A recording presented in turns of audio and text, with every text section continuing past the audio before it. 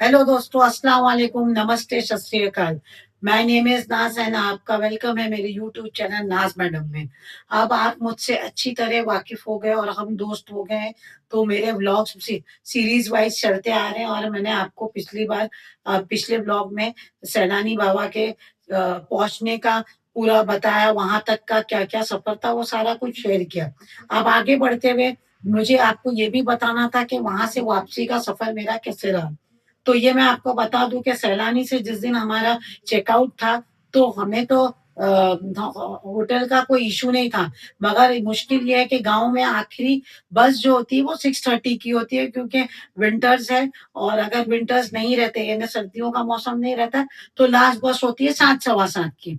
तो अब ज्यों की 6:30 की लास्ट बस थी, तो हमें एकदम भागम-भाग करके कैसे भी उस बस को लेना था क्योंकि वहाँ पे इकलौता साधन सरकारी बस ही होती है क्योंकि वहाँ से कोई रिक्शा जाती नहीं, उन्हें खाली आना पड़ता है, तो वो लोग मना कर देते हैं और प्राइवेट रिक्शाज़ अगर बहुत आपने उनसे रिक्वेस्ट किया तो वो बोलेंगे आपको 4,000, 5,000, 3,000। तो दोस्तों ये बात तो एकदम बेमज़ा और बेईमानी है कि आप इतना खर्चा करो, जबकि सरकारी बस आपको कंफर्टेबली आपके डेस्टिनेशन तक पहुँचाती है। तो हमने फटाफट अपना चेकआउट किया। ऑलरेडी हम बिफ़ोरहैंड ही पैसा दे चुके थे पूरे स्टे का, तो उसमें हमारा टाइम वेस्ट नहीं हुआ। हमने हमारा सब कुछ पैकेज लिया, सामान लिया, हम पहुँचे बस स्टॉप की तरफ। बस स्टॉप पर जब हम पहुँचे, तो जितने भी गाँव वाले थे, सबने हमें फिर से एक बार अपने दिल से गुड बाय कहा। कितने लोगों ने कहा कि आप कुछ खाना खाते जाइए, ये वो हमने उन्हें बताया कि हमारी मजबूरी है। कुछ लोग तो खाना पैक करने की भी बात कर रहे थे, हमने बोला नो, नो, नो, हमें बहुत-बहुत शुक्रिया, हमें अभी जाना है, इतना वक़्त नहीं दे पाएँगे और हम आगे बढ़ गए। तो उतने में सरकारी बस आई, हम उसमें चढ़े और बड़ी अच्छी सीटें होती है गाँव की बसों की, सरकारी है, अपग्रेड हो चुका है, बिल्कुल यहाँ की वोल्वो पैटर्न की बसें होती है, अच्छा स्पेस होता है, सामान रखने की सुविधा होती है और ऑफ कोर्स प्यारे-प्यारे गाँव वालों से भरी होती है। मगर उस तरफ जाने वाले लोग कम होते हैं, तो बिल्कुल भी बस खाली थी और बस वाले ने हमें बिठाया और सामान हमने सब कुछ रखा। फिर उन्होंने अपनी बस की लाइट्स ऑफ की और धीमी म्यूज़िक जो भी है प्रार्थना चलाते हुए हम लोग उनके संग चल पड़े। तो वहाँ से हम लोग आ गए फाइनली बुल्डाना। 1 घंटे में हम बुल्डाना पहुँचे। बुल्डाना उतरने के बाद में हम आगे बढ़े, तो हमने ये डिसीज़न लिया कि बजाए हमें भूख तो लग रही थी, बजाए इसके कि हम यहाँ पर कुछ खाते, टाइम वेस्ट करते क्योंकि 6 दिसंबर था, तो लोगों ने बोला कि बसेस की शॉर्टेज है, कुछ हॉलिडेज़ पे है, कुछ उनके स्पेशल ओकेज़न के लिए भी लोग जा रहे आ रहे। तो मैंने कहा भई ये बातें हैं, सच है, झूठ है, तो हम बस को पकड़ ही लेते हैं और फाइनली अपने डेस्टिनेशन तक चले जाते हैं। हम मलकापुर के लिए लाल परी वाली बस में फिर से एक बार विराजमान हुए। तो लाल परी सुनकर ही बड़ा मज़ा आता है, एक फ़ील आता है परियों जैसा। ख़ैर हम लाल परी में बैठे, लाल परी में फिर से हमारे सामान को सेटल किया, फिर से लोगों से बातें गुड बाय करते हम पहुँचे मलकापुर। हम मलकापुर उतरे तो पूरे ट्रेन के लिए हमारे पास 1 से डेढ़ घंटा बाकी था। तो हमने क्या किया, सोचा कि अब तो भूख लगी और हम लोग बिल्कुल स्टेशन के करीब हैं, तो ये डेढ़ घंटे के अंदर हम आराम से एक डिनर ले सकते हो हमारा और जो कि बहुत ज़रूरी भी था।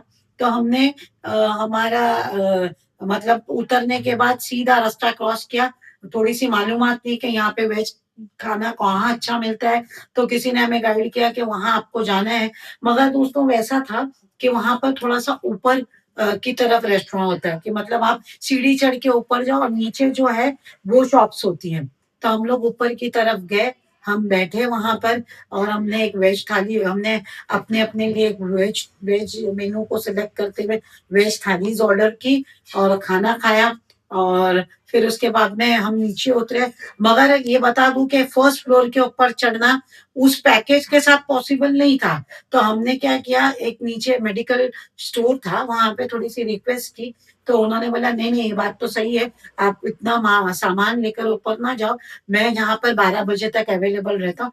आप बिल्कुल भी मेरे पास ये सामान रख सकते हो बिना झिझक के सेफ रहेगा।" तो हमने उनके पास फ़ोन करके और अपना सामान भी रखा था। हम ऊपर आए, डिनर फिनिश किया, फिर हम नीचे उतरे, फिर हमें ऐसा लगा कि भाई चाय तो बनती है, मगर ओमान ने कहा भाई चाय जलेबी ये सब बनती है और ट्रेन निकलती है, तो आप प्लीज जल्दी चलो, इतना भी 1.5 घंटे को इजीली मत लो, ऑलरेडी डिनर में तुमने 45 मिनट्स गंवा चुकी हो। तो हमने बोला ठीक है, हम फटाफट स्टेशन की तरफ पहुंचे। जब स्टेशन की तरफ पहुंचे तो अंदर गए ना, तो मैंने अमान से कहा कि भाई तुमने मेरे को चाय नहीं पिलाई, अब तुम सारे सामान और पैकेज के साथ खड़े रहो और मुझे अपने पैसे दो चाय के। मैंने अपने पैसे, क्योंकि दोस्तों होता ही है कि गांव में कभी कभी ना नेटवर्क नहीं होने की वजह से जीपे नहीं चलता है, या कभी कभी स्टॉल्स पे वो लोग लेते भी नहीं मुसाफिरों से, सोचते पता नहीं मुंबई वाले हैं, देंगे क्या होगा, चीटिंग तो नहीं होगी, तो वो लोग बोलते प्लीज हमें पैसा दो। तो मैंने ओमान के पर्स से पैसे निकाले और अपने जैकेट में डालकर मैं बिल्कुल स्टेशन के सामने एक शॉप था, वहां गई, मैंने अच्छी चाय पी और फिर मैं रिटर्न आ गई। वो इसलिए दोस्तों के ओमान जो है ना बिल्कुल भी चाय पीते नहीं, और चाय का शौक अकेला मुझे ही है, तो मैं दोनों के हिस्से की चाय पीती हूँ, 10 + 10 20। तो मुझे बड़ा अच्छा लगता है, और चाय तो बड़ी अजीज मेरे लिए। तो मैं चाय पीकर आई और फिर हम लोग वहां से लिफ्ट लेकर ऊपर की तरफ गए, फिर हमारे डिजायर्ड प्लेटफॉर्म पे गए और फिर वहां पे इंतजार किया। थोड़ी मैंने इधर उधर फोन लगाया, सबको अपनी कहानियां शेयर की, अरे भाई मैं अभी पहुंची, वेज में मैंने ये खाई वो खाई। वो बोलते हैं ना कि औरतों की चिट चैटिंग टाइप ऑफ ये, तो मुझे भी मेरे दोस्तों ने कहा हाँ यार तू नहीं है तो बड़ा सुना सुना सा है, क्योंकि खबरें भी नहीं आ रही हो, खबरें जा भी नहीं रही, तो प्लीज जरा जल्दी लौट आना। खैर ये तो मस्ती थी, मेरे दोस्त वाकई में मुझे बहुत याद करे, मगर खबरों या किसी और चीज के लिए नहीं। वहां पे भी हमारा एक ग्रुप था, जो मेरे लोकल होटल गुलशन में हम चाय वाय पीते थे, डिस्कशंस होते थे, कुछ पत्रकार मेरे दोस्त थे, कुछ ऐसे पुराने दोस्त। तो खैर वो सब तो अभी मुझे मिस करते हैं, मैं भी उन्हें मिस करती हूँ, मगर भैया सफर में कौन किसका मजे करो और वो अपने मजे करे। चलिए फिर आगे नागपुर में क्या हुआ, हम कैसे वेलकम हुए, हमारे लिए क्या क्या सरप्राइजेस थे, और हमें हमारा कौन सा पुराना दोस्त मिला और हमने उसके साथ क्या मजे किए, क्या रील्स बनाई और क्या क्या, सब कुछ एक सस्पेंस है। जल्दी वो अगला ब्लॉग देखने की तैयारी करो, बड़ा मजा आएगा। तो मिलते हैं अगले ब्लॉग में। और हाँ दोस्तों, explore the world, #India first.